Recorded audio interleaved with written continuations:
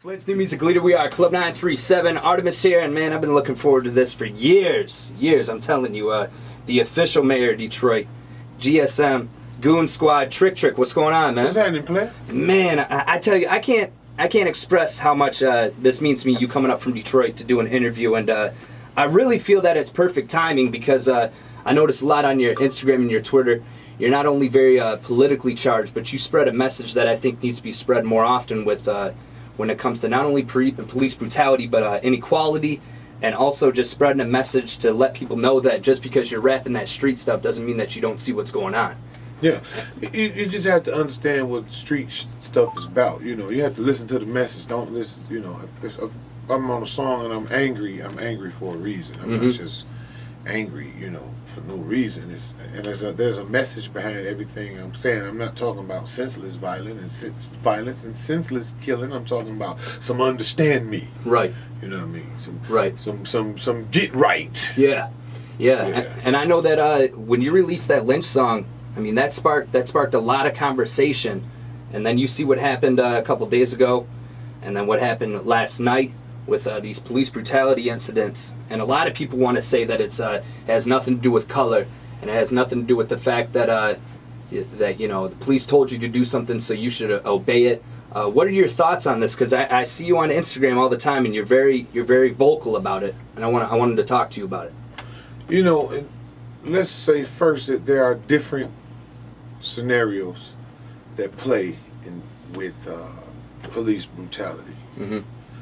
But with respect to the way they view the black man, there is a problem with communication between police and the black man. There are not all white police officers, but there are clearly a lot of white police officers who fear the black man, because the only time you feel like you got to kill somebody should be when you fear them.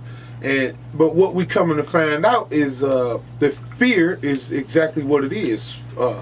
False entities or evidence appearing real. You think you have a threat. Then we find out later there is no threat. You know, it's all about at this point now who's in charge. You know, and what's the where the system is failing the people is that there is no justice, no consequences or repercussion behind these actions. These people are being found not guilty. And, you know, that blue, everybody know about the blue gang. You know, they stick together just like my blue gang, you know. But there is division in their blue gang as well. And the people need to see that division amongst them to see that somebody gonna do something about what's happening with these police officers killing these unarmed men and these children and these women. You know, somebody need to pay. And eventually, when the people feel like the system has failed them to the point to where we at a point of no return, then what you do when you're back against the wall? You come out swinging. You start fighting back. And then the communication is going to be completely gone. But who's to say right now if that ain't what they want? We don't know. You know, that's why it's a very crucial point in life right now for all men to start paying attention and acknowledging somewhere there's a problem, and it could very well show up on my doorstep, and I need to be prepared for it. And how am I going to handle this if it happens to me? You hear a lot of people say, "Oh, I'm not going to do this. I ain't going until it happened." Then you right there faced with the situation, you got to deal with it. What are you prepared to do when it happens to you? And how will your actions reflect the future if you have plans for it? Because some of us are prepared to die before I let one of them ever disrespect me. Ever disrespect me. It's not happening here. Days off. Try me. Get right to the... And I don't want no problems. I don't. But look at my man say, I got a CCW. My wallet is back there. and you say, get the wallet, and I reach for my, and you shoot me. Yeah. Oh, wait, I can't even submit. I can't surrender to you. I'll tell you what. Follow me to the precinct, dog. Right. Yeah. I'm going to call 911 on the way. I'm not pulling over for homeboy. Yeah. I'm scared. Yeah. I'm on my way to the precinct. They can call them supervisor outside. And when I pull up there, I get out and put my hands up. They can search the car. They can do whatever else they need to do. But they ain't finna let them kill me. And if we face with a situation where it's me and you, old dog, I got a right to live. Yeah. I got a right to stand. I'm not holding hands. I'm not doing all that praying and carrying on and singing and meeting and burning candles. Yeah. I'm fighting. I'm a man. That's what men do. You will be a man. That's ain't no time to be playing no more. What do you think needs to happen? Because I mean, when you look at a situation like what happened decades ago with the Rodney King situation, and you look at It's just more cameras. Yeah. But the thing is it seems like there's body cameras, there's social media cameras on the phones. I mean, how much more evidence needs to come out that there is police brutality happening in this country for people to take a stand? Action has to happen. It has to be some severe consequences for somebody to get the picture. Because, you can talk and plead and pray and hold hands, like I said earlier, and do all that, and you're going to get the results of what you get from somebody who listening to you just pray and sing and hold hands. You don't seem to be that. I don't care about you praying. You still waiting on Jesus. Yeah. All right. We shall overcome over there. You make some noise. Yeah. We get some folk attention. Yeah. Say, hold on, we got to do something about this. Oh, you already the target, man. You're the target already. You don't have to try to prove it no more. You're the target. So prep yourself for war. You know what I'm saying? It's more cameras now. It's more evidence being, more things being seen. Maybe it's time to start seeing something else. I really can't say what it's time to start seeing, but maybe it's time to see the tables turn. Maybe. Yeah. Maybe it's time for black people to stop spending money for a minute. Maybe we'll get some attention in, because them bankers and them folks that own everything that your black ass is going to spend all your money on. Them folk there, they got pulled with them badges. And the people in charge of them badges don't think for a half a second that dollar don't control their precinct. Right. You know what I'm saying? They know just the right amount of money to spend in what neighborhood to get what neighborhood to do what. Yeah. Them dumb it down, lower the value of the neighborhood, lower the value of the people for that matter. They know what they're doing, so get their attention. Yeah. Obama ain't doing nothing. Nothing. Obama not doing nothing. It's a wrap anyway. He's not. That's it. Yeah. Deal with the money you made while he was in office and try to invest in something worthwhile. But hey, stop waiting. You know what I mean? Stop waiting and take that measure and get some attention. I'm not spending no money. Now it seems like, and I wanted to talk to you about this because you seem to know it more than anybody, and you talk about it frequently with the current state of hip hop and the way things are about talking about, to be frank, money, bitches, and drugs and everything like that. The current state of hip-hop, what do you think needs to change for people to realize that it isn't about spending money and it isn't about getting as many women as you can? What does it take for people other than you? It's just like it takes to raise a child. We always said it take a village, and the village is the community, and the community is the people of the neighborhood, the business in the neighborhood, and the government in the neighborhood. That's community. People, business, police. Okay, we have to be able to coexist. And able to coexist, we have to have understanding. You know what I'm saying? And if everybody has a different message, it's just a bunch of confusion.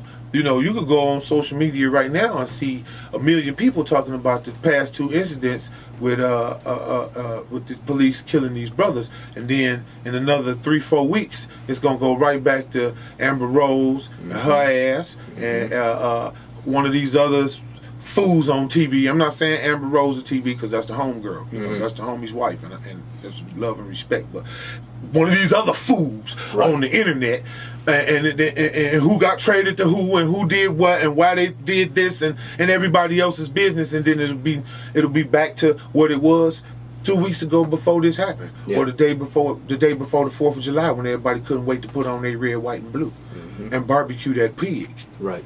You know, it's gonna be that again.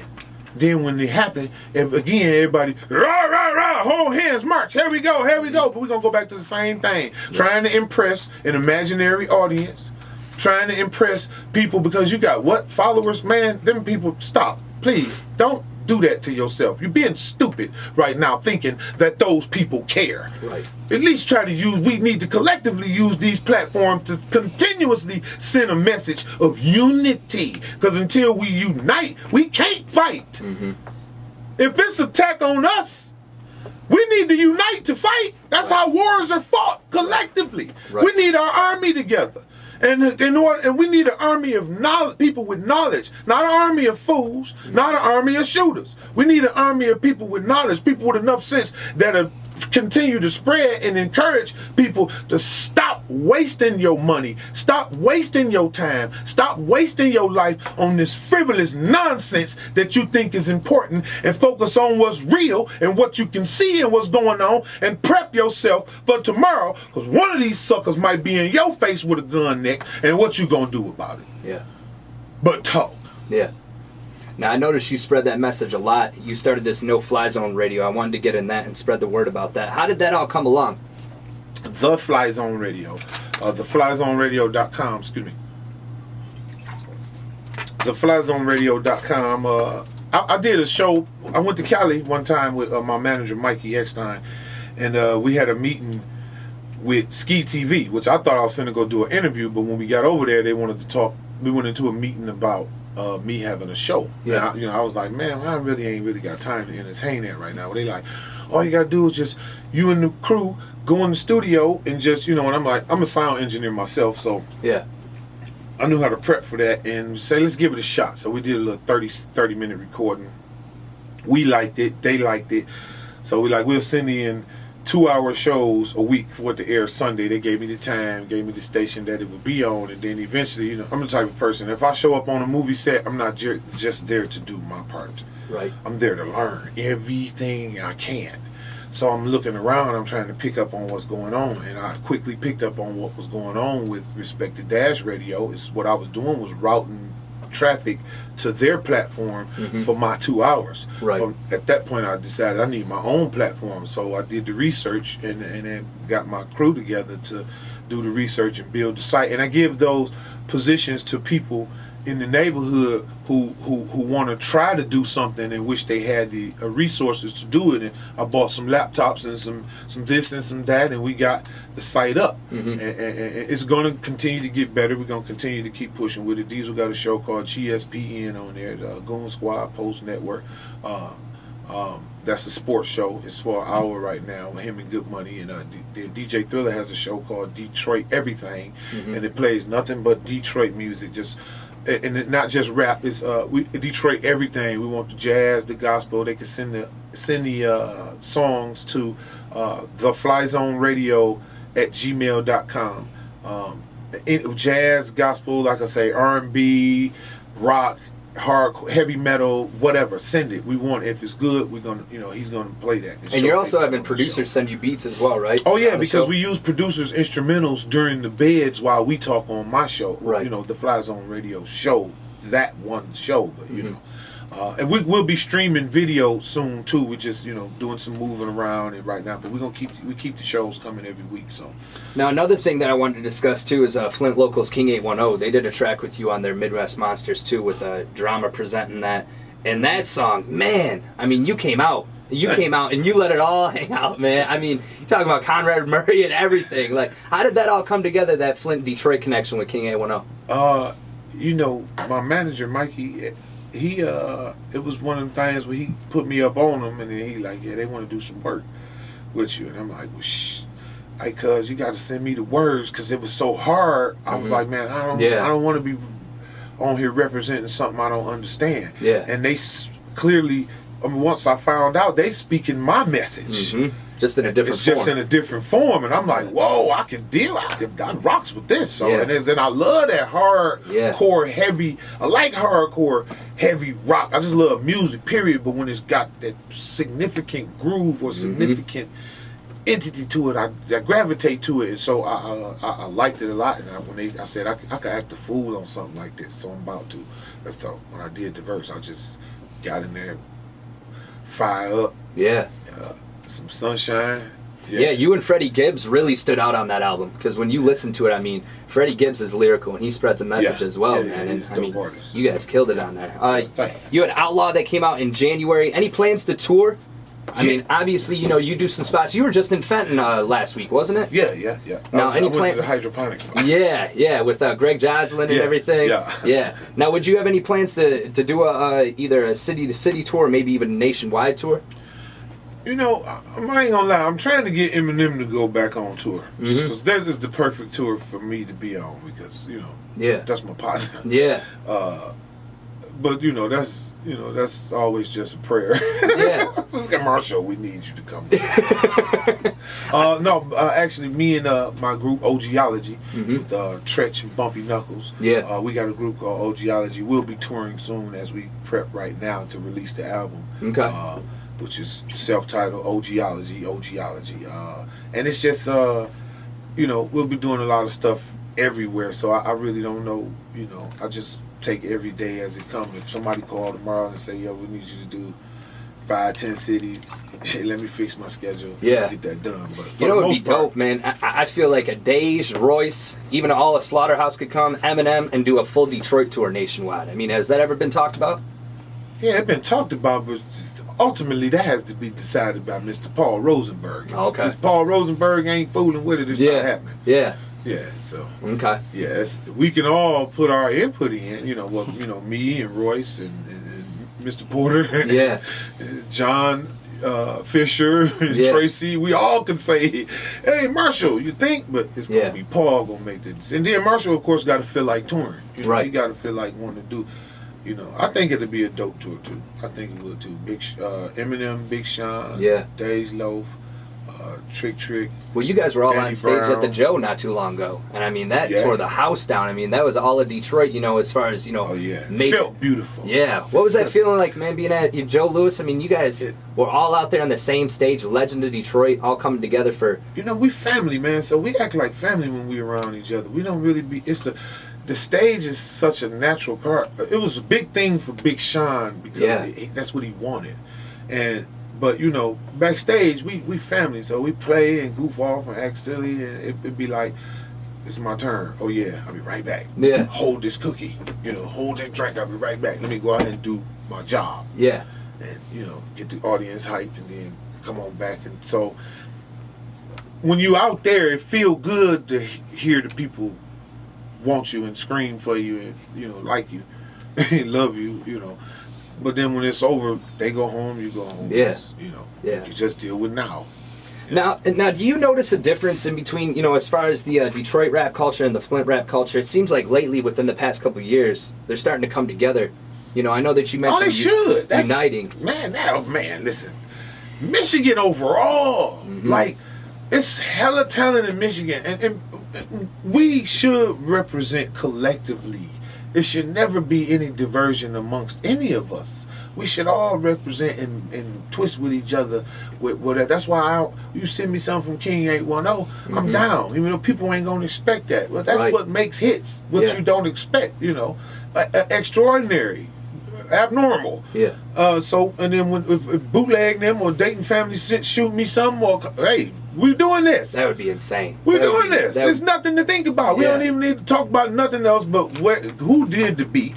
Is it rocking like that? Yeah. And let's get it cracking. And I encourage that amongst everybody. Please, that's how you build. You build with numbers. When you hear the OGs, we had Bootleg in here a couple times. And the last time he was in here, he was begging Flint artists, reach out to me. I want you to reach out to me. And it seems like the OGs of the rap game, the ones who came up in it, are about that, but it seems like the new rap age, these new rappers that come out are just all about themselves, and that's a problem that we have here. A lot of time is, I'm gonna be honest, a lot of time it's intimidation, because the way the youngsters rap now, I salute it because it's their own thing. Mm-hmm. It's their style. Yeah. It's theirs. They own that.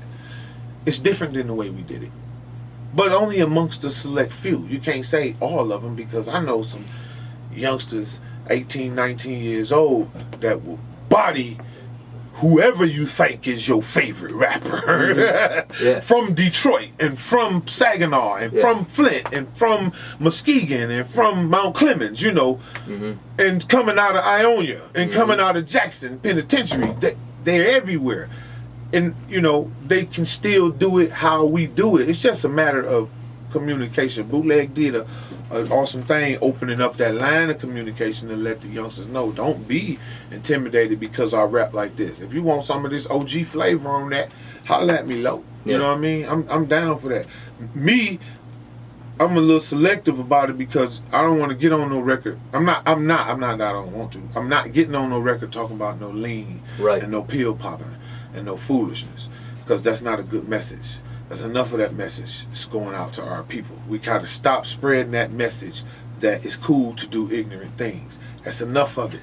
We did it. The come up was real. Dre will tell you that was fake. Mm-hmm. A lot of it was real because they spoke on what they saw, but it wasn't a reflection of what they were going through collectively with all that dope man and gangster stuff. That was the entertainment part of it. Okay, it's not entertaining no more. Right. If you got to be doing all of that ignorant stuff, then you know it's just, you should use your time when you borrowing people's ears to and their time and their energy to give them something they can use. Yeah. It'd be more beneficial to you and them, and I promise you, it'll spread like wildfire because everybody's scared to.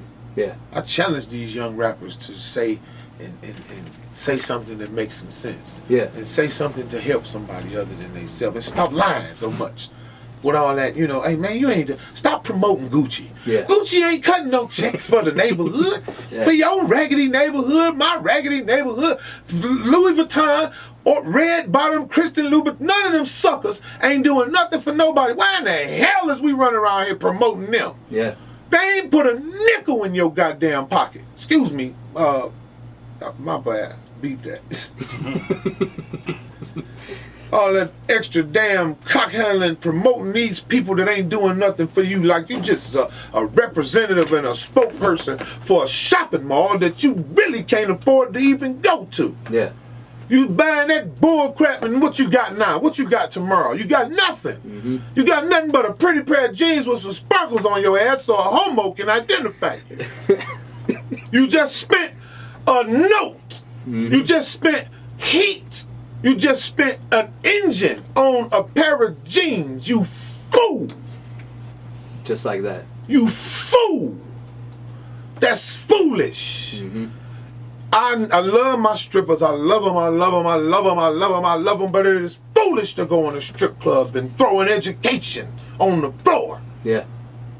Throw a child's college 3, 4, 5 children's college education on the floor to impress another man. Another man. You ain't there to impress the women. They used to your sucker ass coming in there doing it. Trick. Hey, no. It needed to be said, man. And I tell you what, I've been looking forward to this for a while. I appreciate you making the drive from Detroit all the way up to here, man. And Fly Zone Radio, if you want to check it out, where do they go? TheFlyZoneRadio.com. Check us out. You know, it's not all political. It's life. It's a life station. It's not censored. It's you know, sometimes some of my hosts say some things that we have to correct, but we let that fly. We let it go. We correct. We learn from each other.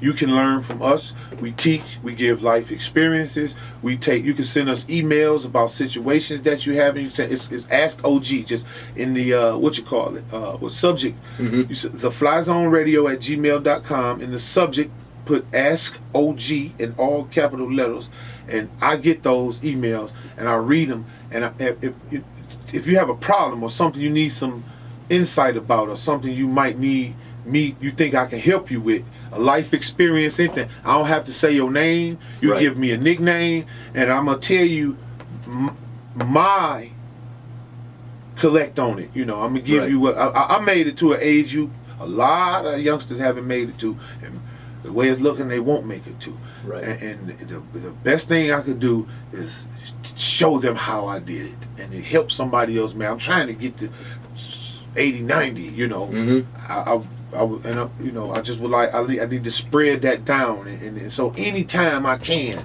help any kind of way. I'm not a scholar.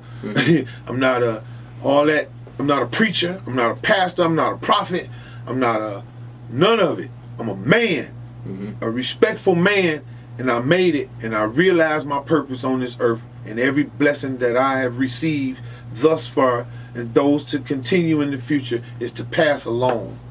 It's no good to you to just have, and so I just encourage everybody else to keep doing the same thing. And theflyzoneradio.com is the site. You can buy our merchandise there soon. August we'll have the store all the way up.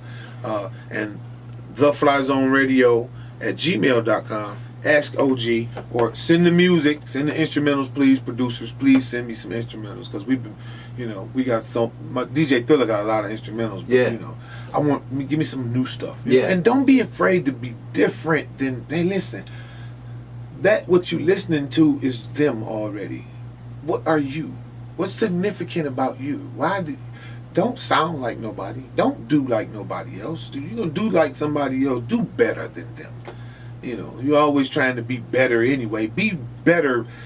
Treat yourself better than you treat, than other people treat you. You do for yourself. Be original. Be significant. Be abnormal. You know what I mean? Be extraordinary. Be the best. Search for the best. Look for the best. Stop settling and stop dwindling in the just what you think is. That's not it. You short-minded, and you need to expand your mind to see the world for the big place it is, and understand that you are just a small portion of it, and you will never matter to the majority of the world ever. Not even God matters to the majority of the world. So you know that, you own that, you respect that, and you start to get yourself together. Heaven is here on earth. Hell is here on earth.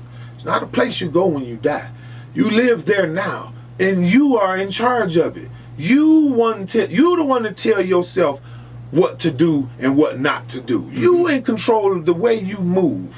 You in control of the things you do, the things you say, and the things that you think. You allow what you allow into your mind, and allow it to do what you think you made it to do. If you give it an excuse for destroying you, you gave it an excuse for destroying you. Always making excuses. People don't love me. Don't nobody care about me. You love you. You love your damn self.